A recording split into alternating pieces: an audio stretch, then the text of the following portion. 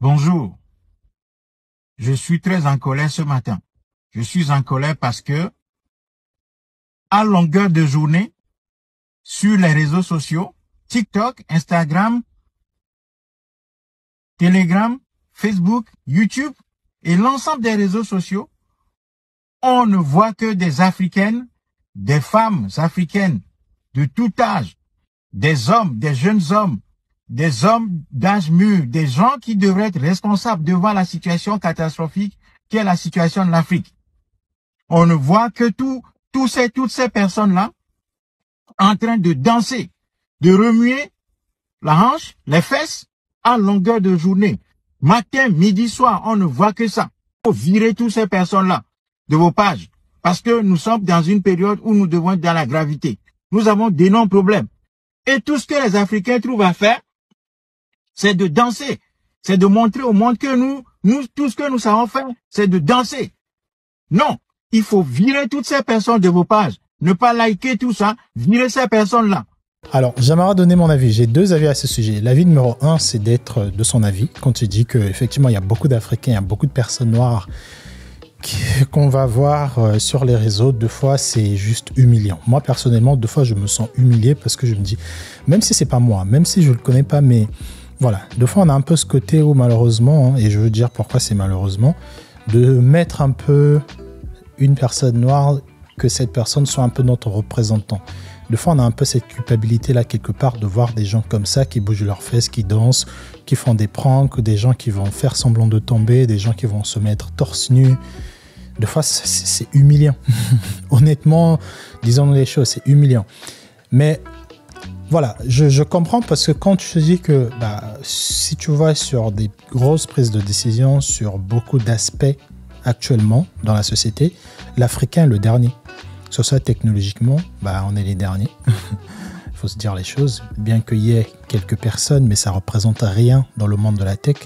Quand tu vois pareil dans tout ce qui est création, en fait, dans beaucoup d'aspects, que ce soit nucléaire, que ce soit militaire, que ce soit développement, que ce soit mentalité, dans beaucoup de choses, en fait, tu verras que plus tu montes et moins tu vois des Africains, que ce soit des gens de l'Afrique du Sud, en tout cas, plus tu montes, moins tu vois des personnes noires. Et ça, effectivement, quand tu te rends compte de ça, quand tu prends conscience de ça, et quand tu viens voir ce genre de personnes-là sur les réseaux, tu as juste la colère, tu as juste besoin de les fouetter. Honnêtement, deux fois, tu es dans l'extrême. Mais en même temps, il faut mettre un peu le côté empathique et se dire que, en fait, quand tu as dépassé ce côté émotif-là, de vouloir éprouver que tout le monde, de vouloir demander que tout le monde autour de toi soit dans le même combat que toi, soit autant en colère que toi, ça c'est un peu le côté émotif. Ça c'est un peu la première ou la deuxième phase de quand tu prends conscience de ce qui se passe autour de toi. Le côté colère, le côté je veux changer tout le monde, je veux crier, je veux faire des vidéos je veux faire des vidéos tous les jours sur le racisme, je veux faire ceci, tous les blancs sont des problèmes, tous les noirs machin, Ça, c'est un peu la première phase qui est vraiment colérique parce que oui, il y a beaucoup de colère dans notre histoire, il y a beaucoup de problèmes, il y a beaucoup de traumas, il y a beaucoup de blessures, il y a encore des gens qui en souffrent aujourd'hui. Mais quand tu dépasses cette phase-là, et c'est un peu la phase dans laquelle où je suis en train de m'installer, ou la phase dans laquelle où je suis tout simplement, c'est de prendre le recul, fait, tout simplement de se dire qu'on n'a pas besoin d'une grosse majorité d'Africains qui parleront ou qui agiront. Tout ce qu'on a besoin, en fait, c'est d'une élite. Et dans une élite, si vous êtes, par exemple, 10 000, on a besoin de fois de 100 personnes seulement. On a besoin de fois de 1% ou de 10% de la masse. Donc, ça ne sert à rien de se dire que pour qu'on ait l'impression que les choses avancent, il faut qu'on voit tous les noirs autour de nous donner cette impression-là. C'est faux. Et c'est deux fois dans ce piège que beaucoup de personnes tombent en se disant que tant qu'on verra plus de noirs danser à Châtelet, ça veut dire que vraiment, là, les noirs ont pris conscience qu'on est les derniers du monde. Non, il y aura toujours des gens, il y aura toujours des clowns, il y aura toujours des gens qui se sentiront pas concernés, qui ne seront même pas peut-être au courant que l'Afrique est le dernier continent au monde, que la personne noire est vue toujours comme personne. Et ces personnes-là danseront toujours, ces personnes-là feront toujours des pranks, ces personnes-là seront toujours à la quête du fame, en fait. Parce que quand tu vois vraiment ces personnes, ce qu'elles font, elles ne sont pas vraiment elles ne recherchent pas de la force financière, elles recherchent juste de l'attention. Il y a beaucoup de ces personnes, moi j'ai travaillé avec certaines de ces personnes-là, beaucoup des personnes connues sur les réseaux, beaucoup des personnes, quand je dis connues, c'est vraiment à partir du million d'abonnés, de 500 000, 900 000 abonnés. Beaucoup de ces personnes-là sont incapables de te payer aujourd'hui, pour nous qui sommes une agence de production de contenu, ils sont incapables de te payer une facture de 1 000 € ou de 2 000 € sans qu'ils commencent à t'expliquer leur vie, sans qu'ils commencent à te parler de « je veux te donner de la visibilité ». Voilà. Donc, on est vraiment sur un truc de ces personnes-là, elles sont, pour moi, je dirais, je suis désolé, hein, mais pour moi, je dirais que ces personnes-là, elles sont malades quelque part. Elles sont à la recherche juste du fame. C'est des personnes qui veulent juste être connues. Elles n'ont rien à faire de vouloir avoir un vrai impact financier. C'est pour ça d'ailleurs que quand on a des problèmes, quand on a quelqu'un dans la communauté qui a un problème et qu'on a besoin que ces personnes connues-là agissent, on ne les voit pas. Parce que, au 1, elles ne sont pas, deux fois même pas au courant des enjeux. Et au 2, quand on les attend financièrement, elles sont incapables d'agir. Contrairement, quand il y a eu le tremblement de terre en Turquie, vous avez vu partout sur les réseaux sociaux, partout sur YouTube, toutes les associations, tous les influenceurs qui pèsent de ces communautés-là, plus ou moins, ils ont agi. On a vu des millions d'euros se lever. Mais quand il y a des problèmes chez nous, que ce soit au Congo, que ce soit ce qui se passe au Cameroun avec l'affaire du journaliste qui a été assassiné brutalement, ou même ce qui se passe en Centrafrique, au Burkina Faso, au Mali, dans tous ces pays-là, quand on voit qu'il y a des personnes qui devraient faire des actions pour que certaines choses changent, là, en fait, ces comédiens-là, ces humoristes-là, on ne les voit plus. Pour moi, c'est des personnes à qui on ne devrait jamais compter. Et ça ne sert à rien d'être frustré de les voir être des clowns. Parce qu'aujourd'hui, il y a un agenda qui veut voir les personnes noires toujours dans l'entertainment.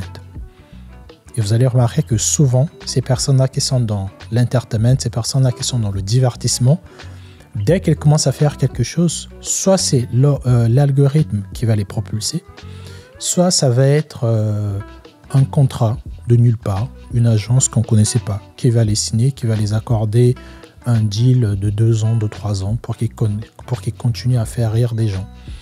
Mais dès lors qu'on va voir une personne qui va être dans un autre combat qui est la prise de conscience des humoristes qui sont dans la prise de conscience de dénoncer des choses, shout out à Lenny Monga, tu verras que ces humoristes-là, ils auront moins de popularité que certaines personnes. C'est pas parce que ça plaît pas. Au contraire, ça plaît. Mais c'est parce que déjà le cerveau de l'être humain, il est plus habitué dans le divertissement. Ton cerveau n'est pas là pour te challenger. Hein. Ton cerveau n'est pas là pour te dire ça c'est pas bon, fais ceci. Non, ça c'est pas ton cerveau. Ton cerveau, il veut de la dopamine. Il veut quelque chose qui va bam bam bam, je fais ça, pam pam, ça va marcher. Voilà. Donc il faut tout le temps, quand tu as une grosse impulsion comme ça, je vais terminer par là, quand tu as une grosse impulsion comme ça, te dire que non, ça c'est pas la chose à faire, je vais plutôt aller profond et penser qu'est-ce qui est la bonne chose à faire. Donc pour toutes ces personnes vous allez voir encore des Africains qui dansent, des humoristes, des femmes noires. Moi j'ai vu une fois, ça m'a tellement foutu la rage que... Mais après j'ai rigolé, mais c'est vrai qu'il y a un peu... Voilà. J'ai vu une femme noire une fois dans un train. C'était un prank. Pareil, elle se brossait les dents avec une robe de chambre. Et un autre jour, cette même femme, je ne sais pas si elle prenait un bain avec un fauteuil, elle était dans une baignoire. Quelle est la raison derrière ça? Je ne sais pas. Quelle est la motivation derrière cette personne? Je suppose que c'est de devenir fameuse. Et souvent, ce que certaines personnes font, c'est soit ces personnes-là vont devenir vraiment des clowns, mais vraiment bas gamme, vraiment des gigolos. Est-ce qu'on dit gigolos? Ces personnes vont devenir vraiment des instruments de la société, de ce que l'industrie veut qu'ils soient. Ils vont utiliser cette... Ils vont accepter volontairement de devenir des instruments de ce que la société veut qu'ils soient. Et 2 ans, 3 ans après, ils vont devenir... Ça va se reconvertir en comment ils appellent ça, en activiste. Et c'est pour ça que des fois, on a du mal à prendre au sérieux certaines personnes qui étaient des clowns avant et qui sont devenus des activistes. En fait, c'était quoi ton problème? Tu voulais attirer l'attention en te ridiculisant. Et une fois que tu as eu cette attention-là, tu veux devenir activiste. Tu veux parler d'histoire maintenant. Mais on n'a pas oublié, gars. Je crois qu'on oublie. On n'a pas oublié.